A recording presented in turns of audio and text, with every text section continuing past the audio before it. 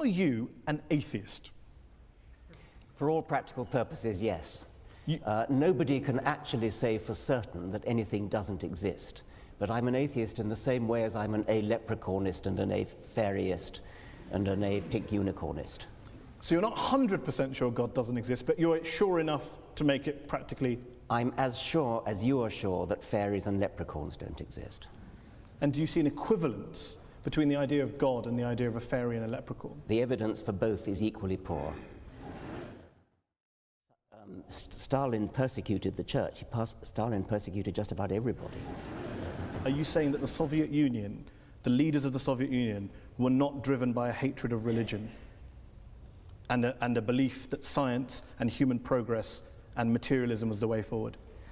They believed that materialism, science, human progress, those are kind of there was a Marxist slant on those words, and they were hideously misused. Mao Zedong, when he invaded Tibet, told the Dalai Lama that religion is poison. The subtext to the late Christopher Hitchens' book was religion poisons everything. Can you blame people of religion for saying, hold on, we've heard these ideas before, that religion poisons everything and it leads in one direction? It's an incidental fact that Mao Zedong and Stalin happened to be atheists. They incidental, were not, it wasn't core to communism. I think it was not core to communism, no. So when Karl Marx was talking about religion being the opiate of the masses, that was just a throwaway line? Yeah, I mean, that was an out of context statement. I mean, what on earth do you think that's got to do with atheism? I don't know. Let me put a statement in context to you.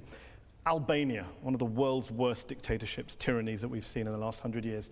Article 37 of Albania's communist constitution declared, quote, "The state recognizes no religion and supports atheistic propaganda in order to implant a scientific, materialistic world outlook in people." What do you think you're saying? I mean, that's an appalling thing to say. Of course it is. Why is that an appalling thing to say? What do you disagree with in that statement? Why would I want to support atheistic propaganda? I support science and truth. But you don't support spreading atheism. I support spreading science and truth. If that happens to be atheism, I support it. I'm not going to start bullying people into being atheist. I'm not going to start trying to compel people to be atheists. That was what the Albanians were doing. It's nothing to do with what I want to do. Of course, but you'd like to persuade them not to be believers and become atheists. I'd like to raise consciousness in a gentle, civilized way, using argument, rational argument, from evidence. I care about what's true. I mean, do you actually believe in your Muslim faith? Do you believe that Muhammad split the moon in two? Do you believe that Muhammad flew to heaven on a winged horse, for example? I'd pay you the compliment of assuming that you don't. No, I do. I believe in miracles. You believe that? Yes. You believe that Muhammad went to heaven on a winged horse? Yes, I believe in God. I believe in miracles. I believe in revelation. I mean, the point here is that let's assume I'm wrong, Richard. I'm wrong. Let's assume I'm wrong. I'm wrong. I'm happy to concede that, Richard. I'm happy to concede it. I'm wrong. All religions are wrong. God does not exist. We're all mad. The issue is we exist. We've existed for a while. I think even Christopher Hitchens said, and you've said in your writings, we're not going anywhere. So my question to you is, why not acknowledge, for example, the good things that religion has done? Do you accept that religion has done good things, despite all of our mad beliefs and our miracles? I accept that individual religious people have done an enormous number of good things. Not driven by religion? Well, I mean, who knows? You're very mean-spirited. You won't give any credit at all. Take somebody like Martin Luther King, for example. Reverend Martin Luther King. Yes. Obviously, he was a cleric.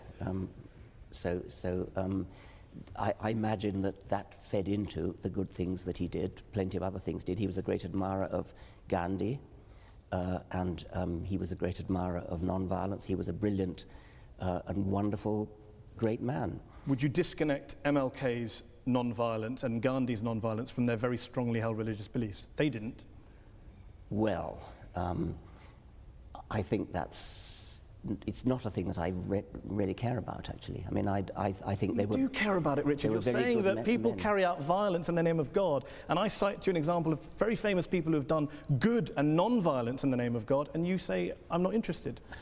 If God doesn't exist, then doing something good in his name it's great that something good gets done, but there's no evidence at all that believing in God makes you more likely to do good things. I can't see any noble logical connection between being religious and doing good things. Let's concede that God does not exist. Let's concede that religion is false. My problem here is trying to understand why some of the new atheists are so anti-religion when religious people clearly are doing lots of good things and they're doing it in the name of God. I've never denied that religious people are doing good things and non-religious people are doing good things. I care about what's true. I'm an educator, I'm a scientist, and I want people to understand the truth about the universe in which they live. That's what I care about. And I regard religion as a distraction, and in some cases a pernicious distraction from true education, which I love and value the way you value and love your God. Can you not do both? Well, so long as they don't contradict each other. Richard. Richard. As long as they don't contradict each other. But if you actually believe Muhammad flew to heaven on a winged horse, that's an anti-scientific belief. And that could be wrong. But it bloody well is wrong. But that doesn't change. Yeah. That doesn't change. How do you know it's wrong? Oh, come on. You're a man of the 21st century. No, I'm just asking. It comes back to my original question. The rational position is the agnostic. The rational position is the agnostic position. Why up there? What, I mean, the rational position. I didn't say up there. I didn't pick a place. Okay, you well, picked a place. why would a winged horse be the way to get to heaven if it's not up there? I asked a question about. You asked about proof. I'm all for saying I can't prove it, but can you prove he didn't do it? I mean, this is the end-all debate. Didn't fly to heaven on a winged horse? I'm just asking on your criteria. I'm just asking on your criteria. No, I can't prove it, and I can't prove it wasn't a golden unicorn. But I'm fascinated that you're rather talk about what animals the Prophet may or may not have used 1400 years ago, rather than talk about what Muslims or Islam is doing in the world today, good or bad. Well, that seems to be the distraction. If anyone's distracted, it seems to be you. Well, that's your view. I'm fascinated by how somebody, a respected, sophisticated journalist in the 21st century, can believe that a prophet flew to heaven on a winged horse. I don't agree with this book, but it's an excellent book, very well argued. You're very passionate, clearly. There's one section in the book where you talk about bringing up children. Oh, yes. And you talked about education. You talk about a story when you tell a story about being in Ireland and talking about the Catholic child abuse scandal. And there's one quote on page 356, which I will read out to you. Horrible as sexual abuse no doubt was, the damage was arguably less than the long-term psychological damage inflicted by bringing the child up Catholic in the first place. You believe that being brought up as a Catholic is worse than being abused by a priest? There are shades of being abused by a priest, and I quoted the example of a woman in America who wrote to me saying that when she was 7 years old, she was sexually abused by a priest in his car, and at the same time, a friend of hers, who also 7, who was Protestant, or was of Protestant family, I should say, died. And she was told that because her friend was Protestant, she had gone to hell and would be roasting in hell forever. And she told me that of those 2 abuses, she got over the physical abuse. It was yucky, but she got over it. But the mental abuse of being told about hell, she took years to get over. And with respect, Richard, you're an empiricist, you're a rationalist. One letter from one woman in America isn't really the basis to extrapolate and make such a sweeping conclusion. That is, of course, true. And I'm not basing it on that. It seems to me that telling children such that they really, really believe that people who sin are going to go to hell and roast forever, that your skin grows again when it peels off with burning. It seems to me to be intuitively entirely reasonable that that is a worse form of child abuse, that will give more nightmares, that will give more genuine distress, because they really believe it. If they don't believe it, it's not a problem, of course. You also say... Let me just... I mean, I've been put on the spot about this hellfire thing.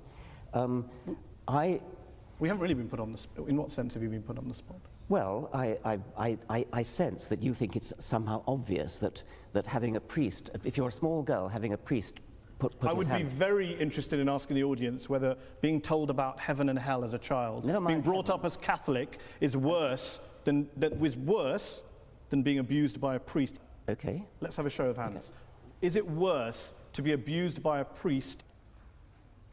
And if you believe it's worse for a priest to abuse a child, Then to bring up your child Catholic, raise your hands. Are they both as bad as each other? Raise your hands. So we have a three-way split in the audience. Let's finish. Richard, science is your great passion. And you're a great believer in science, you're an evangelist for science, a promoter and defender of science. But what would you say to those people who say there are some quite important questions, genuine questions, that science cannot answer? Why are we here? What's the meaning of life? Where does morality come from? And that if religion wants to have a crack at answering those, what's science's objection? I'm not sure I'd accept that science can't answer those particular questions. I think there are other questions science probably shouldn't try to answer, like what is right and what is wrong. Those are questions that are not the immediate concern of science. But what's the meaning of life? Why is there anything? How did it all start? Those seem to me to be scientific questions, or potentially scientific questions. If there are some questions of that sort that science can never answer, then we should at least keep trying to answer them. And if science can't answer them, religion having a crack at answering them, if there's no reason to think that religion has any basis for an answer, then why would religion have a crack? Why would you bother to listen to religion having a crack at answering them?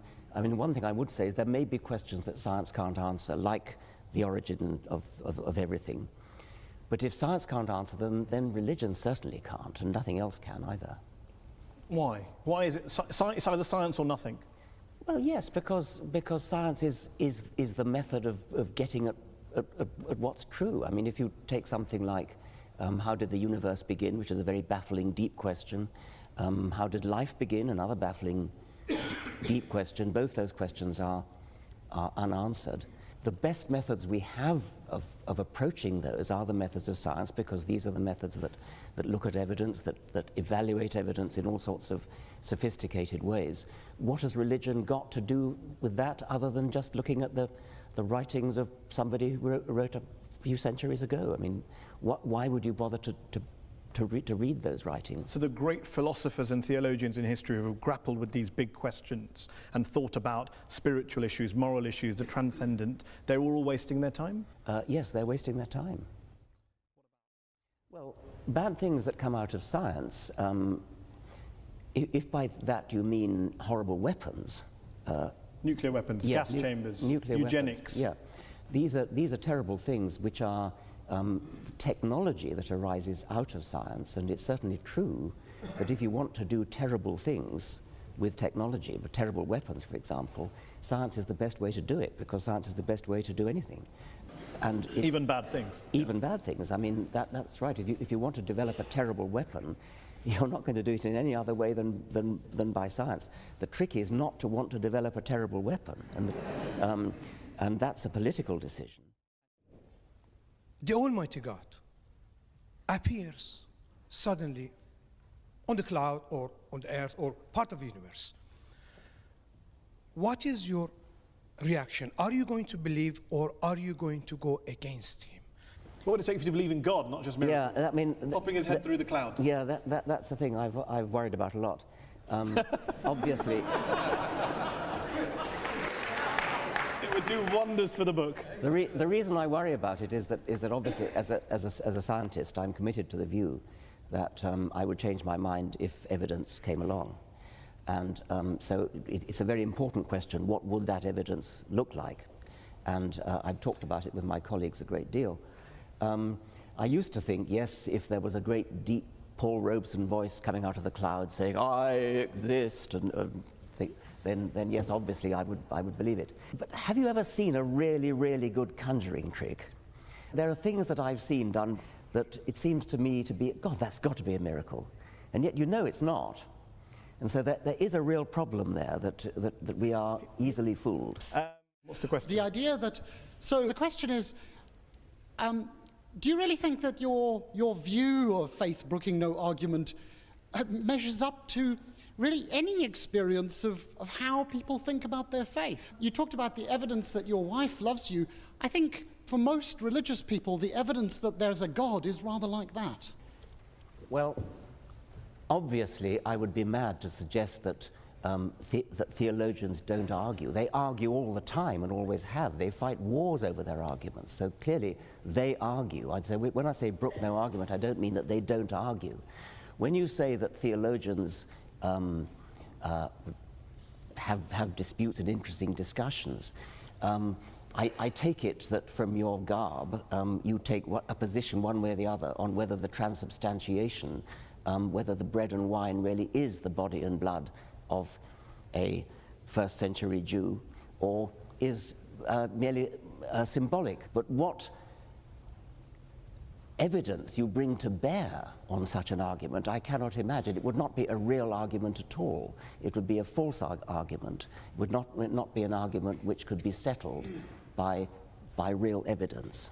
Just deal with the point about the evidence level when you referred to love of your wife. When you say that your wife loves you, and you're getting evidence from looks in the eye and catches in the voice was the phrase that I actually used, and the questioner said that's the way religious people feel about God. Yes, they feel that about God, but there's no evidence that they're getting any cues at all. I mean, their God is an imaginary God inside themselves. They feel that they're getting little looks from the eyes of God and sounds from the voice of God, but why should we believe them since we can't see or hear any evidence to that effect? Yes, how does he feel about the encroachment of all religions, extremist evangelist Christians and a lot of Muslims into the politics and everyday life? And how does he feel about a religion trying to influence politics and public, How do you feel about religion influencing politics and public life? People should be free to speak their minds. I mean, I'm a great believer in free speech, and so members of parliament should speak their minds, and if their minds are influenced by their religion, then that's fine. What I would object to, I think, is the view that somehow religion has a privileged right to speak because it's religion, and I think you'd probably agree with that as well. If you stand up in Parliament and make an excellent speech in favour of something which religion has a view on, like abortion, say, if you make your points well and win the vote by making your points well, that's fine. But what you shouldn't be allowed to get away with is saying, because it's religion, therefore, this is what we should do. Was really, would you accept that it's not so much religion that causes conflict, but sincere commitment to some belief that you think is morally important? And in that sense, do we get rid of morality? Well, I think I partly said that when I said that in the great wars of the 20th century, these were driven by non-religious motivations, but they were driven by my country, right or wrong kind of patriotism. That's a little bit different from morality we're talking about. At least it's not religious. I was interested in what you said in your preamble when you said that, I take it you're a social scientist, and you're no doubt right to suggest that since social scientists are studying the human animal, you notice that people actually don't behave rationally. Well, unfortunately, that's true, but that doesn't mean we shouldn't behave rationally just because people don't. Evolution, nature has given the human species some very, very powerful survival instincts. We're aggressive, men want to spread their genes, we want to gather as much resources together as we can to help our genes continue and survive. And as a result of that, there's been a lot of very, very dark episodes in our history. The Roman Empire, which was terribly oppressive, hedonistic, the Vikings who stole, raped, pillaged, the Persians, so on and so forth. Do you not think that it was actually the ideas of religion that took the human race, the human species, from beyond these base survival instincts and started to give them a new paradigm for thinking, which was not necessarily in the interests of the instincts that they have for survival? It's perfectly true that a sort of selfish gene view of life, which is what I've mostly written about, is a very unpleasant view of life. And if you followed the creed of the selfish gene literally and actually lived your life according to it, it would be a very unpleasant world in which to live. It would be a sort of Thatcherite I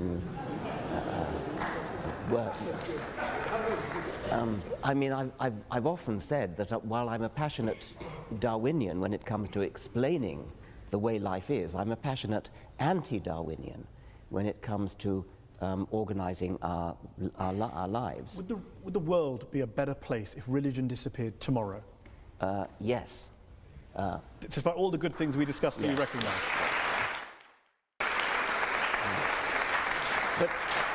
But you'd still have the Nazi Holocaust, the communism, you wouldn't have the charities, that's fine. You would have the charities, but I mean, it's only your assumption. But I want to finish because the questioner actually challenged me by saying that it was religion that helped us to escape from the unpleasantness of the selfish gene. I don't actually think that is true. I think that we have escaped by a long and slow process of civilization in which religion no doubt played a part. If you look historically over the very long time span of history, we're getting better, we're getting nicer, we're getting more charitable, we're getting kinder, getting less cruel. I wouldn't give religion the credit for that. I think I would give a much more complicated mixture of civilizing processes the credit for it, and religion is probably a part of that. Okay, let's take one last question. Gentleman there in the blue jumper. And we're going to have to make this the last question. Professor Dawkins, as an atheist, is it not the case that you either believe in the universe just popping into existence without a cause, which is worse than hocus pocus, or in this thing called the multiverse, which has as much independent empirical evidence as Hades controlling the underworld? Right. The phraseology you use is somewhat biased, somewhat slanted. The universe popping into existence out of nothing. The multiverse theory is used in this context to explain the fact that some physicists believe that the physical constants are too finely adjusted. It's as though it's a put-up job. It looks as though the physical constants are so finely adjusted that if you change any one of them, then the universe would collapse. And I started to say that. Yes.